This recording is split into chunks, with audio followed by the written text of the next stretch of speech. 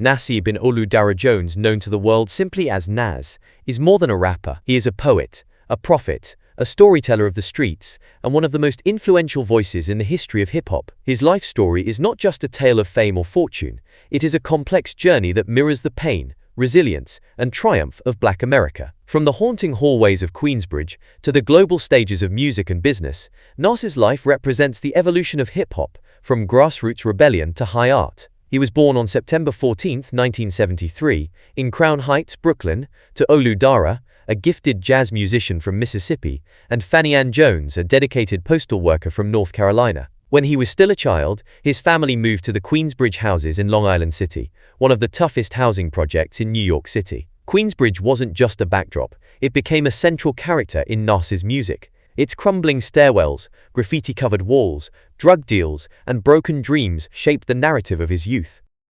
Though Nas initially pursued school like any other child, he dropped out in the 8th grade, disillusioned by an educational system that did not reflect or serve his reality. But he did not abandon learning.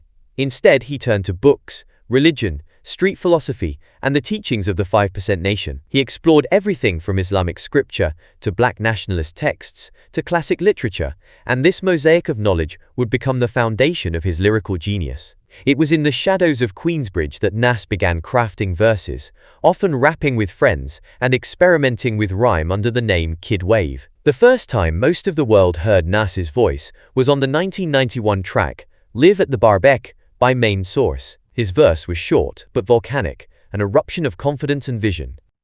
"When I was 12, I went to hell for snuffing Jesus." The line was blasphemous to some, brilliant to others, but unmistakably bold. It announced the arrival of a fearless voice, unafraid to challenge norms or confront uncomfortable truths.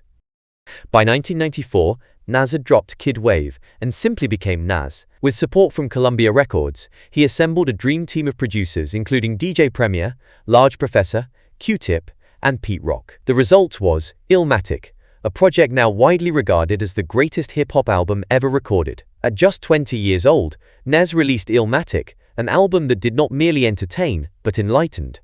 It painted a picture of urban life with cinematic precision. From the haunting piano loop of NY State of Mind to the mournful introspection of One Love, Nas captured the paradox of ghetto life, its violence and vitality, its sorrow and survival.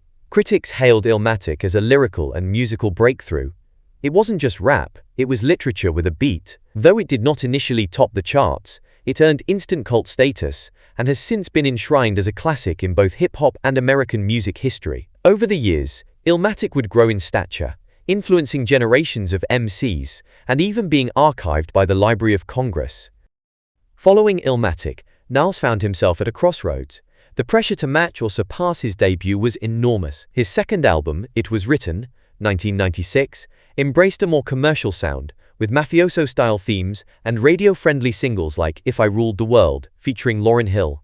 It was a commercial triumph and introduced Nas to a broader audience, but some critics argued it lacked the raw edge of his debut. The late 1990s saw Nas experimenting with sound and image. He released I Am and Nostradamus in 1999, albums that received mixed reviews but solid sales. As hip-hop grew more mainstream, Nas wrestled with how to stay relevant without losing authenticity.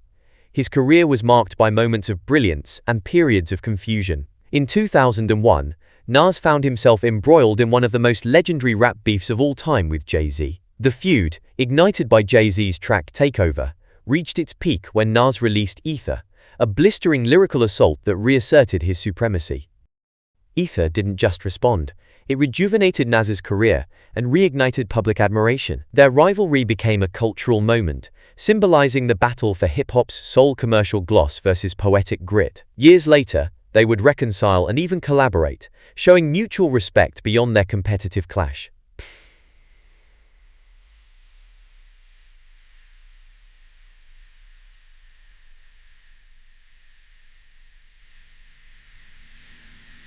Nas was grappling with personal battles. In 1994, he became a father to Destiny Jones, his daughter with ex-girlfriend Carmen Bryan, whose memoir would later stir controversy. In 2005, Nas married Kelis, a bold and creative R&B singer. Their relationship seemed like a power union, but it quickly unraveled. By 2010, the couple divorced, amidst public accusations of abuse and financial disputes. They share a son, Knight Jones, born in 2009. Adding to his emotional burden, Knight and Nice lost his mother, Fanny Ann, to cancer in 2002. Her passing deeply affected him and became the emotional spine of his album God's Son. This project featured a more introspective Nas, grappling with grief, fatherhood, and the fragility of life. The 2000s and 2010s saw Nas re-emerge as both a cultural critic and an elder statesman of hip-hop. His 2006 album Hip Hop Is Dead challenged the genre's direction and sparked heated debates. In 2008, he announced a project titled N-Nimes R, which he later released as Untitled, a searing political album addressing race, identity, and systemic oppression. But it was his 2012 album, Life Is Good, that offered a mature, reflective Nas. Holding Kellis's wedding dress on the album cover, he rapped about heartbreak, healing, and hope. The project was hailed as one of his best in years and marked a full-circle moment. The boy from Queensbridge had become a wise man, hardened by pain, but unbroken. In addition to music, Nas has evolved into a savvy businessman. Through his Queensbridge venture partners, he invested early in tech startups such as Coinbase, Dropbox, and Ring. These investments significantly grew his wealth and proved that Nas could master both mic and market. He also co-founded Mass Appeal Records and played a key role in producing the Netflix series The Get Down, which explored the origins of hip-hop. Nas has emerged not just as an artist, but as a curator of culture, preserving the roots of the movement while pushing its boundaries. In 2020, after nearly 3 decades in the game, Nas won his first Grammy Award for his album King's Disease. He followed it with King's Disease 2, King's Disease 3, and the Magic Trilogy, all produced by Hit Boy. These albums proved that Nas had not lost his fire. If anything, his pen had only grown sharper with time. Nas's influence is immeasurable. He laid the blueprint for lyrical rap, inspiring artists like J. Cole, Kendrick Lamar, Lupe Fiasco, and Joey Bada Dollar Dollar. His ability to articulate the fears, dreams, and philosophies of marginalized communities elevated hip-hop from mere entertainment to a form of modern literature. Nas has built a remarkable legacy not only as one of the greatest lyricists in hip-hop, but also as a savvy investor, entrepreneur, and cultural icon. While his career began with street rhymes and poetic verses, Nas's financial journey reveals a man who transcended the limitations of his environment, mastering both art and enterprise. Today his net worth is estimated to be around $70 million to $100 million, depending on fluctuations in his business investments. This wealth did not arrive overnight. It was the result of vision, reinvention, risk-taking, and resilience. In the early 1990s, Nas entered the music industry with a contract from Columbia Records. His debut album, Illmatic, 1994, though critically acclaimed, did not generate significant income initially. Sales were modest at the time, and Nas had yet to develop the kind of mainstream appeal that generates massive royalties. In those early years, like many artists, Nas primarily earned from record deals, publishing rights, touring, and endorsements. Nas has built a remarkable legacy not only as one of the greatest lyricists in hip-hop, but also as a savvy investor, entrepreneur, and cultural icon. While his career began with street rhymes and poetic verses, Nas's financial journey reveals a man who transcended the limitations of his environment, mastering both art and enterprise. Today his net worth is estimated to be around $70 million to $100 million, depending on fluctuations in his business investments. This wealth did not arrive overnight.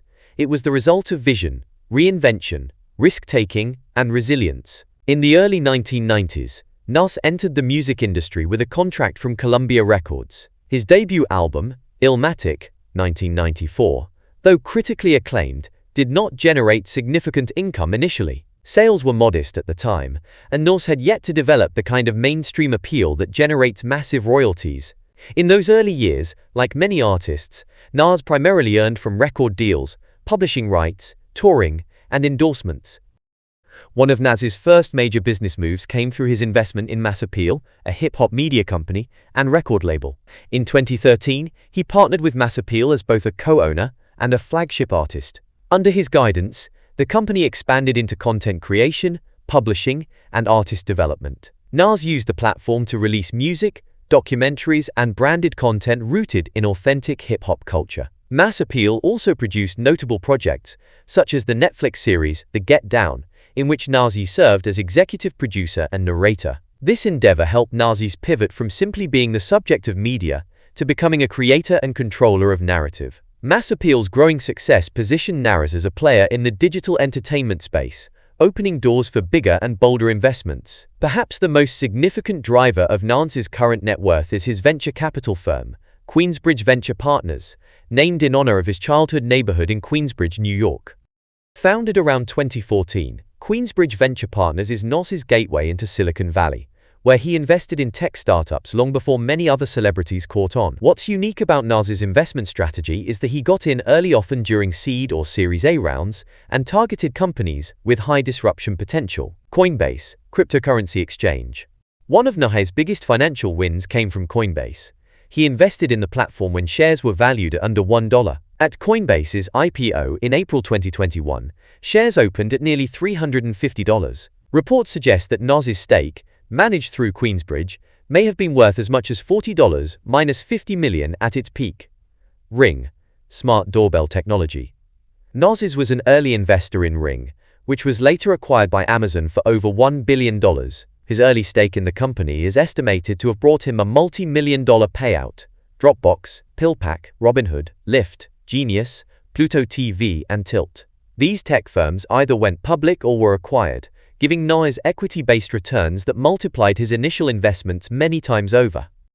Queensbridge reportedly receives over 100 pitches a month, and Nasir described his role as a strategic investor who values innovation and creativity. His name and cultural relevance also add marketing appeal to the companies he backs. Nasir has also invested in real estate, owning multiple properties in New York, Los Angeles, and Atlanta. His real estate strategy reflects a mix of luxury living and smart asset holding, ensuring his portfolio isn't solely dependent on stock market or tech valuations. He owns a significant collection of jewelry, watches, and fine art, and he is also a car enthusiast, reportedly owning luxury vehicles such as Bentleys, Mercedes-Benz, and Rolls-Royce models. While not overly flashy in public, Nasir's asset base is solid and diversified.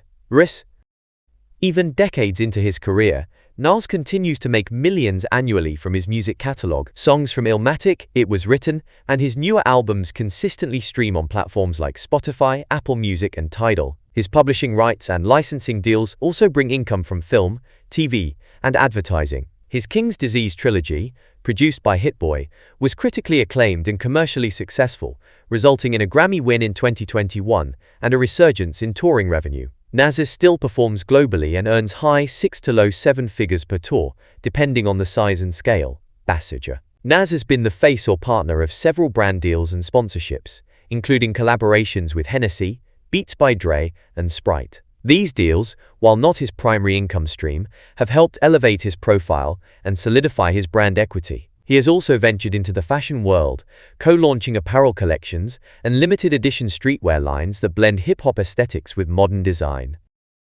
Though wealthy, Nasir is also known for his philanthropy. He's donated to causes supporting education, underprivileged youth, black entrepreneurship, and African development. He launched programs encouraging young people of color to pursue tech careers, mirroring his own investment path. He also co-created educational campaigns, like Hennessy's Wild Rabbit, showcasing his journey from the ghetto to global greatness. Nasir's financial journey is as poetic as his music.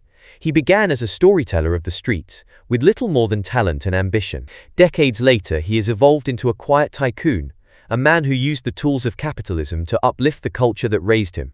In a world where many artists fade away or become trapped in bad contracts, Nasir charted a different course, one of ownership, foresight, and long-term value.